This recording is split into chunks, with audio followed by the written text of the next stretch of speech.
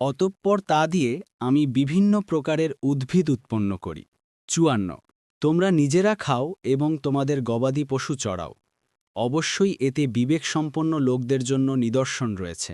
৫৫ মাটি থেকেই আমি তোমাদেরকে সৃষ্টি করেছি, মাটিতেই আমি তোমাদেরকে ফিরিয়ে নেব এবং মাটি থেকেই তোমাদেরকে পুনরায় বের করে আনব। ৫৬ আমি তাকে আমার সকল নিদর্শন দেখিয়েছিলাম, কিন্তু সে মিথ্যা আরোপ করেছে এবং অমান্য করেছে। ৫৭ সে বলল, হে মুসা, তুমি কি আমাদের কাছে এজন্য এসেছ যে তোমার জাদুর দ্বারা আমাদেরকে আমাদের দেশ থেকে বের করে দেবে?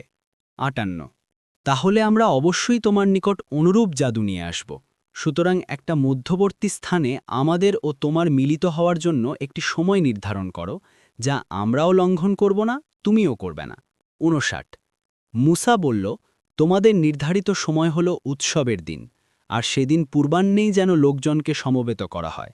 ৬০ অতঃপর ফিরাউন উঠে গেল, তারপর সে তার কৌশল একত্র করল, তারপর সে আসল।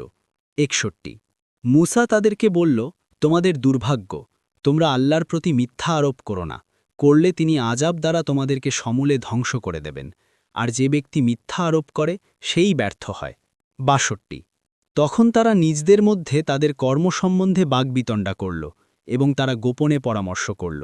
৬৩ তারা বলল, এ দুজন অবশ্যই জাদুকর, তারা চায় তাদের জাদুর মাধ্যমে তোমাদেরকে তোমাদের দেশ থেকে বের করে দিতে এবং তোমাদের উৎকৃষ্ট জীবন পদ্ধতি ধ্বংস করে দিতে।